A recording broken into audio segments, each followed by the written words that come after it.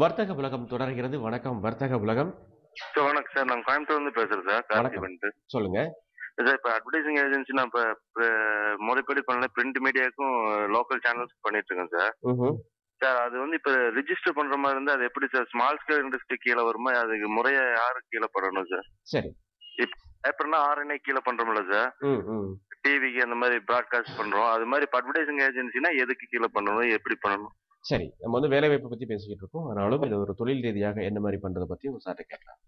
அதாவது இப்போ ஒரு பிரிண்ட் மீடியானா ஐஎன்எஸ்ல ரெஜிஸ்டர் பண்ணியிருக்கணும். டெலிவிஷனுக்கு டிஐவிபி, டிஐஆர் அதெல்லாம் எம்பேனல்மெண்ட்ல இருந்திருக்கணும். பட் இதுக்கு ஒன்றும் பெருசாக ஒரு ரெஜிஸ்ட்ரேஷன் அது இது ப்ரொசீஜர் அதெல்லாம் ஒன்றும் இல்லை. பெருசாக ஒன்றும் பண்ணணுன்னு பட் அவர் ஆல்ரெடி தான் ரெஜிஸ்டர் பண்ணியிருக்கேன்னு சொல்கிறாரு. அந்த அளவுக்கு இருந்தாலே போதுமானது. பெரிய அளவுக்கு ஆமாம், registration ஒன்றும் வந்து இதுக்குன்னு ஒன்றும் தனிப்பட்ட முறையில் ஒன்றும் ரெஜிஸ்டர் பண்ணுறதுக்குலாம் ஒரு விஷயம் இல்லை. விஷயமாக இல்ல. இல்ல. பட் இந்த மாரி வரும்போது இது ஸ்மால் ஸ்கேல் இண்டஸ்ட்ரி அப்படி இண்டஸ்ட்ரின்னு பிரிக்க முடியாதுல்ல சார்? இதை இண்டஸ்ட்ரின்னு பிரிக்க பிரிக்க முடியாது. முடியாது. சர்வீஸ் சர்வீஸ் ஓரியன்டட் ப்ராப்ளி எம்எஸ்எம்இன்னு எடுக்கலாம். Small and medium size enterprise. அதுவும் வந்து அவங்களோட டர்ன் ஓவர் அதெல்லாம் வச்சு தான் அதை பார்க்க முடியுமே ஒழிய ஆஸ் அ இண்டஸ்ட்ரி இதை போய் ஒரு small scale industry or medium scale இண்டஸ்ட்ரின்னு சொல்ல முடியாது. இல்ல மினிமம் அப்படின்னா அந்த கம்பெனி ஆரம்பிக்கிறோம் அப்படின்னா அது வந்து கம்பெனி ரெஜிஸ்ட்ரார்ட்ட வந்து பதிவு ஆமாம் பண்ணணும். ஆமாம், கம்பெனி ரெஜிஸ்டர்ட்ட அது ஆர்ஓசியில் ரெஜிஸ்டர் பண்ணணும். ரெஜிஸ்டர் பண்ணணும். பண்ணணும், கம்பெனியை ரெஜிஸ்டர் பண்ணணும். ம்ஹ்ம். அதுவும் ஒரு ப்ரைவேட் லிமிடெடாக பப்ளிக் லிமிடெட் கம்பெனி ஆரம்பிக்கிறதுக்கு தான் அப்படி பண்ணணும். அவர் ம். ஒரு இண்டிவிஜுவலாகவே அவரே வச்சு பண்ணணும்னு நினச்சா அந்த ரெஜிஸ்ட்ரேஷன் தேவையில்லை. லோக்கலாக யார்கிட்ட பண்ணணுமோ அதை பண்ணால் போதும். அந்த கார்பரேஷனில் ரெஜிஸ்டர் பண்ணணும். ஒரு அது வந்து எஸ்டாப்ளிஷ்மெண்ட் ஆக்ட் படி அது ம்ஹ்ம். பண்ணால் போதும். நல்லது. உங்க கேள்விக்கு நன்றி சார். இத தவிர வந்து இந்த விளம்பரத் துறைகள்ல வந்து என்னென்ன டொமைன் நீங்க ஆரம்பத்துல சொன்னீங்க. ம். ஒரு நேயர் கூட கேட்டிருந்தாரு. இன்சூரன்ஸ் மார்க்கெட்டிங்ல வாய்ப்பு ம். இருக்கான்னு கேட்டிருந்தாரு. ம். இது மாரி என்னென்ன டொமைன்ஸ்? அதாவது ஒரு ஸ்பெஷலைசேஷனே இந்த இன்னைக்கு வந்து நல்ல க்ரோ ஆயிட்டு இருக்குது ஹெல்த் டொமைன் வந்து. ம்ஹ்ம். ஹெல்த் ஒரு ஸ்பெஷலைஸ்ட் ஏரியா. ஃபினான்ஸ் ரொம்ப நாளாவே இருக்கு. பட் அது எப்பவுமே இருக்கும். இப்போ அது இல்லாமலே வந்து டெக்னாலஜி வந்து ஒரு தனி domain. Advertising agency only technology கம்பெனிஸ்க்கு மட்டும் ஒர்க் பண்ற ஆட் ஏஜென்சி நிறைய இருக்கு. ம்ஹ்ம். ம். ஹெல்த் சம்பந்தப்பட்ட அதாவது ஃபார்மா கம்பெனி ஆர் ஹாஸ்பிட்டல்ஸ் இதுக்கு ஒர்க் பண்ற கம்பெனி தனியா இருக்கு. இந்த ம்ஹ்ம். மாதிரி ஒவ்வொரு டொமைன்ல இன்னைக்கு க்ரோயிங் டொமைன் பார்த்தீங்கன்னா ஹெல்த், எஜுகேஷன் அண்ட் ஐடி. ம்ஹ்ம். ம். ஸோ இதுக்கு நல்ல வாய்ப்பு இருக்கு. ஆனா எஃப்எம்சிஜின்னு பார்த்தீங்கன்னா இதுல 2 விதமா you can rural as well as urban market. Urban marketing ஆமா. பண்ணிக்கலாம். நல்லது. ஒரு நேயர் இருக்கு. பின்ன கேள்வி என்னன்னு பார்க்கலாம். வணக்கம் வர்த்தக உலகம். Sir good morning sir. Very good morning. சொல்லுங்க. சார் நான் கோயம்புத்தூர்லேருந்து பேசிட்டு இருக்கேன் சார். ம்ஹ்ம். Vinod Kumar. I'm doing my MBA second year in Bharathi university. Very good. சொல்லுங்க. அண்ட் என் ஸ்பெஷலைசேஷனும் மார்க்கெட்டிங்ல வந்து IMC, that is integrated marketing communication, that is in advertisement field. சரி. ஸோ எனக்கு வந்து இப்போ working for my placement now right now. ம்ஹ்ம். ம். So I need to approach your company. So what are the procedures and further நான் என்ன பண்ணணும் உங்க கம்பெனில பிளேஸ் ஆகுது இல்லை ஃபர்தர் அட்வர்டைஸ்மெண்ட் ஃபீல்ட்ஸ் என்னோட ஸ்கோப் எப்படி இருக்கும்னு கொஞ்சம் சொல்ல முடியுமா சார்? சரி சார்.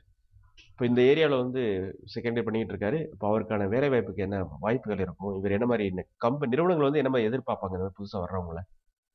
அதாவது அவர் எப்படி ப்ரொசீட் பண்ணணும்னு கேட்டாரு. அதை பார்த்தீங்கன்னா அவங்களுக்கு கேம்பஸ் இன்டர்வியூக்கு வர்ற கம்பெனிலே அட்வர்டைசிங் ரிலேட்டடாக இருக்க கம்பெனியோ இல்லை சாதாரண ஒரு கம்பெனியில் பிராண்ட் கம்யூனிகேஷன் சைடோ அவர் போகலாம். அதாவது 2 சைடு இருக்கு. ஒரு கிளைண்ட் சைடும் அட்வர்டைசிங் சம்மந்தப்பட்ட ஒரு ஆள் தேவை. பிராண்ட் கம்யூனிகேஷன், கார்ப்பரேட் கம்யூனிகேஷன் அந்த மாதிரி. ஸோ அவர் அந்த மாதிரி ஒரு பிராண்ட் கம்யூனிகேஷன் சைடும் போய் சேரலாம். இல்லை ஒரு ஆட் ஏஜென்சியில் வந்து சேரலாம் கேம்பஸ் இன்டர்வியூ வந்தாங்கன்னா. அப்படி வரலைன்னா அவரோட ஒரே ஸ்கோப் வந்து அவர் எல்லா ஆட் ஏஜென்சிக்கும் அவர் அப்ளை பண்ணுறது தான். Most of the ad agency அவங்களோட ரிக்குயர்மெண்ட்டை வந்து அவங்களோட வெப்சைட்லேயே போஸ்ட் பண்ணியிருக்காங்க. எந்தெந்த மாதிரி எல்லாம் வேணும். ப்ராப்ளி அவர் எம்பிஏ படிக்கிறதுனால இமீடியட்டாக அவர் வந்து கிளைண்ட் சர்வீசிங் சைடோ இல்லை பிஸ்னஸ் டெவலப்மெண்ட் அந்த சைடு போகலாம். அவர் அக்கௌண்ட் மேனேஜர் ஆகலாம் ஒரு ஆட் ஏஜென்சி. இப்போ வாய்ப்பு அப்படின்றது பொதுவா இந்த விஷுவல் கம்யூனிகேஷன் முடிச்சுட்டு வரவங்க, அப்படி எம்பிஏல அந்த மாரி மார்க்கெட்டிங் முடிச்சுட்டு வரவங்க, ஸ்பெஷலைஸ் பண்றவங்க, இவங்களுக்கான வாய்ப்புகள் தான் அதிகமாக இருக்கு. அதிகமாக இருக்கு. இதை தவிர அப்படி இருந்து ஒரு டெக்னிக்கல் முடிச்சவங்க, இன்ஜினியரிங் கிராஜுவேட்ஸ் அப்படின்றவங்களுக்கு இந்த விளம்பரத்துறையில என்ன மாதிரி வாய்ப்பு இருக்கு?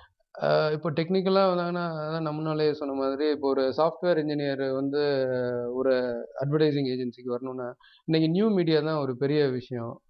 ஒரு இன்ட்ராக்டிவ் மீடியா அதாவது ஆன்லைன் அட்வர்டைசிங் தான் இன்னைக்கு பெருசாக க்ரோ ஆகிட்டு இருக்கு. அது ஒரு எமர்ஜிங் மீடியா அது.